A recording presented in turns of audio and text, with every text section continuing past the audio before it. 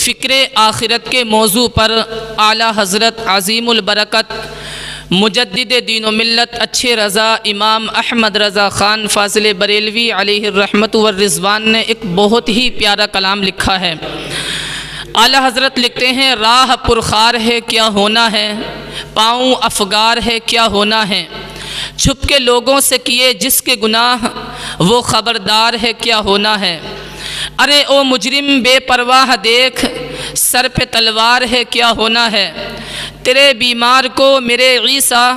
غش لگاتار ہے کیا ہونا ہے، کام زندہ کے کیے اور ہمیں شوق گلزار ہے کیا ہونا ہے، ہائے نیند مسافر تیری کوچ تیار ہے کیا ہونا ہے، دور جانا ہے رہا دن تھوڑا راہ دشوار ہے کیا ہونا ہے، گھر بھی جانا ہے مسافر کے نہیں مت پہ کیا مار ہے کیا ہونا ہے، اور دل ہمیں تم سے لگانا ہی نہ تھا اب سفر بار ہے کیا ہونا ہے، نزاع میں دھیان نہ بٹ جائے کہیں یہ عبث بیکار ہے کیا ہونا ہے، باتیں کچھ اور بھی تم سے کرتے پر کہاں وار ہے کیا ہونا ہے، کیوں رضا کڑتے ہو ہنستے اٹھو، کڑتے اس کے معنی ہے پریشان ہونا گھبرانا، کیوں رضا کڑتے ہو ہنستے اٹھو جب وہ غفار ہے کیا ہونا ہے، عزیزان ملت اسلامیہ، اللہ رب العزت کا لاکھ لاکھ احسان عظیم ہے کہ اس نے ہم سب کو زندگی عطا فرمائی، ہمیں دنیا میں بھیجا، اپنا عرفان عطا فرمایا، اور پھر وہی رب کائنات ایک دن ہم سب کو اس دار فانی سے دار بقا کی طرف بلا لے گا۔ اسی مفہوم کو اللہ تبارک و تعالی نے قرآن مجید فرقان حمید میں یوں بیان فرمایا ہے، کل نفس ذائقۃ الموت وانما توفون اجورکم یوم القیامہ فمن زحزح عن النار وادخل الجنۃ فقد فاز وما الحیاۃ الدنیا الا متاع الغرور۔ Every soul must taste death, and only on the day of resurrection will you be fully recompensed. So the one who is saved from the fire and is admitted into paradise, he is undoubtedly successful, and the life of this world is just counterfeit wealth. اللہ نے قرآن پاک میں ارشاد فرمایا کہ ہر جان کو موت چکھنی ہے، اور تمہارے پورے بدلے تو قیامت کے دن ہی ملیں گے۔ بس جو شخص جہنم سے بچا کر جنت میں داخل کر دیا گیا تو وہ مراد کو پہنچ گیا، وہ کامیاب ہو گیا، اور یہ دنیاوی زندگی جو ہے یہ تو کھیل کود کا حصہ ہے۔ عزیزان ملت اسلامیہ، اس آیت کریمہ سے معلوم ہوا، پتہ چلا کہ دنیا کی عیش و عشرت، دنیا کی زیب و زینت اگرچہ کتنی ہی زیادہ ہوں لیکن پھر بھی یہ دھوکے کے سامان کے علاوہ کچھ نہیں ہے۔ لہٰذا ہر انسان کو چاہیے کہ وہ اس دنیا کے چکر میں نہ پڑے، اس ذلیل دنیا کو حاصل کرنے کے لیے اپنی قیمتی ترین آخرت کو ہرگز تباہ و برباد نہ کرے۔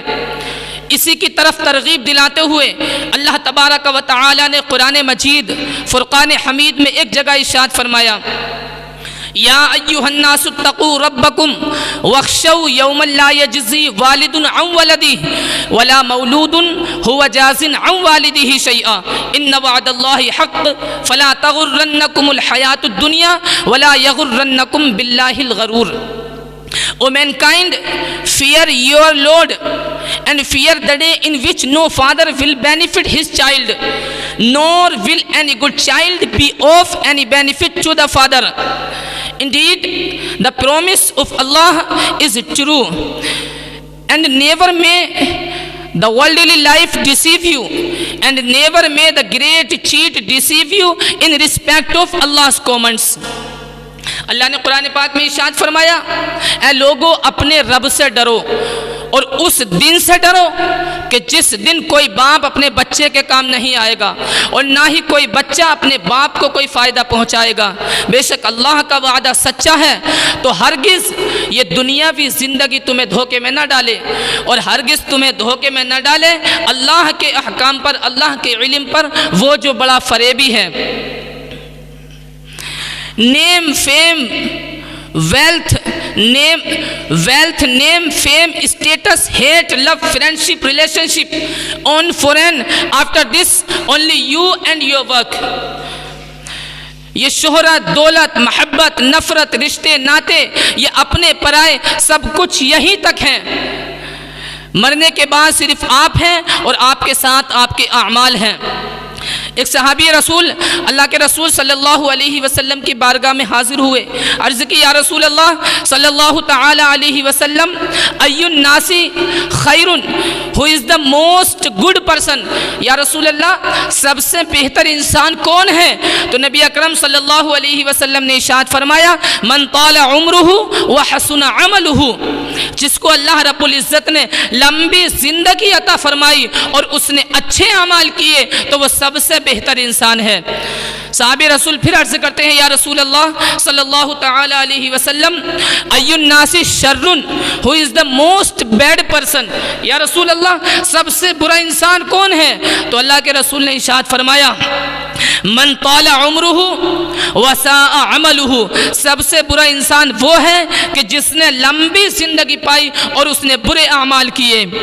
تو اس حدیث پاک سے پتہ چلا جو بندہ اچھے اعمال کرتا ہے وہ اللہ کی بارگاہ میں محبوب و مقبول ہوتا ہے اور رسول اللہ کی بارگاہ میں بھی محبوب و مقبول ہوتا ہے، اور جو بندہ برے اعمال کرتا ہے، افعال قبیحہ کرتا ہے، وہ اللہ اور اس کے رسول کی بارگاہوں میں نہ مقبول و نہ محبوب ہوتا ہے۔ اسی لیے تو مفتی اعظم ہند مصطفیٰ رضا خاں فرماتے ہیں، میرے اعمال کا بدلہ تو جہنم ہی تھا، میرے اعمال کا بدلہ تو جہنم ہی تھا، میں تو جاتا مجھے سرکار نے جانے نہ دیا، اور میرے اعمال سیاہ نے کیا جینا دو بھر، زہر کھاتا تیرے ارشاد نے کھانے نہ دیا، زہر کھاتا تیرے ارشاد نے کھانے نہ دیا۔ برادران ملت اسلامیہ، موت کے تعلق سے اللہ کے رسول صلی اللہ تعالی علیہ وسلم نے ارشاد فرمایا، اکثروا ذکر حازم اللذات، لذتوں کو ختم کر دینے والی شے یعنی موت کو کثرت کے ساتھ یاد کرو۔ اب موت کو یاد کس طرح سے کریں؟ اللہ کے رسول صلی اللہ تعالی علیہ وسلم نے منع فرمایا ہے کہ اس دنیا کے اندر اگر تم پر کوئی مصیبت پہنچتی ہے، کسی بھی طرح کی کوئی پرابلم آپ کو کریٹ ہوتی ہے، تو آپ اس پرابلم کی وجہ سے جو ہے موت کی ہرگز تمنا نہ کریں۔ فار ایگزامپل آپ کو بخار آ جائے، زیادہ طبیعت خراب ہو جائے، کاروبار میں نقصان ہو جائے، یا کسی بھی طرح کی کتنی بھی بڑی مصیبت آپ پر نازل ہو جائے، آپ اس کی وجہ سے موت کو ہرگز یاد نہ کریں، بلکہ موت کو کس طریقے سے یاد کریں؟ وہ طریقہ وہ ہے جو اللہ کے رسول صلی اللہ تعالی علیہ وسلم نے ہمیں بتلایا ہے، ہمیں سکھایا ہے۔ اللہ کے رسول ارشاد فرماتے ہیں کہ تم جب اپنی موت کو یاد کرو تو اپنے رب کی بارگاہ میں اس طرح سے کہو، اللہم احیینی ما کانت الحیات خیرا لی، اے اللہ جب تک ہمارے لیے زندگی بہتر ہو تو ہمیں زندہ رکھ، وتوفنی اذا کانت الوفاء خیرا لی، اور جب ہمارے لیے موت بہتر ہو تو ہمیں موت عطا فرما۔ برادران ملت اسلامیہ، اس لیے اپنی موت کو کثرت کے ساتھ یاد کیا کریں کہ اللہ جب تک ہمارے لیے زندگی بہتر ہے ہمیں زندہ رکھ، اور جب ہمارے لیے موت بہتر ہو تو ہمیں موت عطا فرما۔ یہ موت و حیات کا فلسفہ مزید اس کے بارے میں بہت سے مقامات پر قرآن پاک میں آیات نازل ہوئی ہیں۔ اللہ تبارک و تعالی ارشاد فرماتا ہے، تبارک الذی بیدہ الملک وہو علی کل شیء قدیر، نہایت بابرکت ہے وہ ذات جس کے دست قدرت میں بادشاہی ہے اور وہ ہر ممکن چیز پر قادر ہے۔ الذی خلق الموت والحیات لیبلوکم ایکم احسن عملا، اور اسی نے موت اور زندگی کو پیدا کیا ہے تاکہ وہ تمہیں جانچے، تمہیں پرکھے، تمہیں آزمائے کہ تم میں سے کون عمل کرنے کے اعتبار سے زیادہ اچھا ہے۔ اور ایک مقام پر سر حیات سے یوں پردہ اٹھایا گیا ہے وَهُوَ الَّذِي خَلَقَ السَّمَاوَاتِ وَالْأَرْضَ فِي سِتَّةِ أَيَّامٍ وَكَانَ عَرْشُهُ عَلَى الْمَاءِ لِيَبْلُوَكُمْ أَيُّكُمْ أَحْسَنُ وَهُوَ الَّذِي خَلَقَ السَّمَاوَاتِ وَالْأَرْضَ فِي سِتَّةِ أَيَّامٍ وَكَانَ عَرْشُهُ عَلَى الْمَاءِ لیبلوکم ایکم احسن عملا، اور وہی ہے جس نے آسمانوں اور زمین کو 6 دن میں پیدا فرمایا اور اس کا عرش پانی پر تھا تاکہ وہ تمہیں جانچے کہ تم میں سے کون با اعتبار عمل زیادہ اچھا ہے۔ اور ایک مقام پر ہم سب کی پیدائش کا راز یوں آشکار فرمایا ہے ثم جعلناکم خلائف فی الارض من بعدہم لننظر کیف تعملون، پھر ہم نے ان کے بعد تمہیں زمین میں جانشین کیا کہ دیکھیں تم کیسے کام کرتے ہو۔ ایک مقام پر اللہ تبارک و تعالی نے ارشاد فرمایا اِنَّا جَعَلْنَا مَا عَلَى الْأَرْضِ زِينَةً لَهَا لِنَبْلُوَهُمْ أَيُّهُمْ أَحْسَنُ عَمَلًا، بے شک ہم نے زمین کا سنگار کیا جو کچھ اس پر ہے کہ دیکھیں ان میں سے کس کے کام بہتر ہیں۔ برادران ملت اسلامیہ، یہ تمام آیات مبارکہ انسان کے فلسفہ موت و حیات کو واضح کر رہی ہیں کہ یہ موت و حیات کا فلسفہ عبث نہیں ہے، بیکار نہیں ہے۔ انسان اس رزم گاہ حیات میں صرف کھا پی کر جان بنانے، شادی کر کے گھر بسانے اور کام کر کے پیسہ کمانے کے لیے نہیں آیا۔ یہ دنیا کا بناؤ سنگار، یہ دنیا کی عیش و عشرت، یہ دنیا کی رنگت اس لیے نہیں کہ دل اس میں لگایا جائے، بلکہ یہ تو امتحان در امتحان کی صورت ہے۔ موت و حیات کی پیدائش سے مقصود امتحان ہے۔ اللہ تبارک و تعالی موت و حیات کے اس تسلسل سے ہماری آزمائش کر رہا ہے، ہمارا امتحان لے رہا ہے کہ ہم اس کی نعمتوں کا اعتراف کرتے ہیں یا اس کی نعمتوں کو اس کی معصیت کے کاموں میں صرف کر کے کفران نعمت کا گھنونا جرم کرتے ہیں۔ اللہ تبارک و تعالی ارشاد فرماتا ہے انا خلقنا الانسان من نطفۃ امشاج نبتلیہ فجعلناہ سمیعا بصیرا انا ہدیناہ السبیل اما شاکرا و اما کفورا، بے شک ہم نے انسان کو ایک مخلوط نطفے سے تخلیق فرمایا تاکہ ہم جانچیں، پھر ہم نے انسان کو دیکھنے والا اور سننے والا بنا دیا، پھر ہم نے انسان کو راستہ دکھایا کہ وہ شکر گزار بندہ بنتا ہے یا ناشکرا۔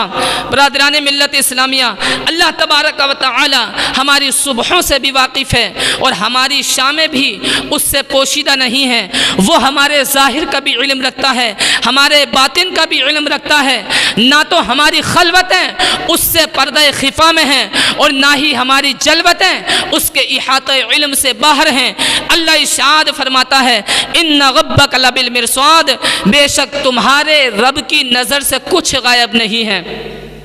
عزیزان ملت اسلامیہ، ہمارے امتحان کا سلسلہ جاری ہے۔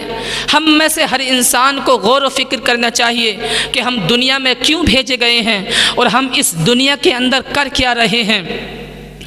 پھر ایک جگہ موت کے تعلق سے اللہ تبارک و تعالی نے قرآن پاک میں ارشاد فرمایا وَأَنفِقُوا مِمَّا رَزَقْنَاكُم مِّن قَبْلِ أَن يَأْتِيَ أَحَدَكُمُ الْمَوْتُ فَيَقُولَ رَبِّ لَوْلَا أَخَّرْتَنِي إِلَىٰ أَجَلٍ قَرِيبٍ فَأَصَّدَّقَ وَأَكُن مِّنَ الصَّالِحِينَ وَلَن يُؤَخِّرَ اللَّهُ نَفْسًا إِذَا جَاءَ أَجَلُهَا وَاللَّهُ خَبِيرٌ بِمَا تَعْمَلُونَ، and spend from what we have provided you before death approaches anyone of you and then he says, my Lord, why did you not give me respite for a little while, so I would have given charity and become of the virtuous. And Allah subhanahu wa ta'ala will never give respite to any soul when its promise arrives, and Allah subhanahu wa ta'ala is aware of your deeds. اللہ نے قرآن میں ارشاد فرمایا اے میرے بندو، جو ہم نے تمہیں مال دیا ہے اس میں سے کچھ ہماری راہ میں خرچ کرو قبل اس کے کہ تم میں سے کسی کو موت آ جائے۔ پھر بندہ کہے کہ اے میرے رب تو نے مجھے کچھ وقت کے لیے مہلت کیوں نہ دی کہ میں صدقہ و خیرات کرتا، اچھے اعمال کرتا اور نیک کام کرنے والوں میں سے ہو جاتا۔ اس کے بعد اس آیت کے اگلے حصے میں اللہ تبارک و تعالی نے ارشاد فرمایا کہ اللہ ہرگز کسی جان کو مہلت نہیں دے گا جب اس کا وعدہ آ جائے، یقیناً اللہ تبارک و تعالی کو تمہارے کاموں کی خبر ہے۔ لہذا ہر انسان کو چاہیے کہ وہ اپنی موت کو کثرت کے ساتھ یاد کرے۔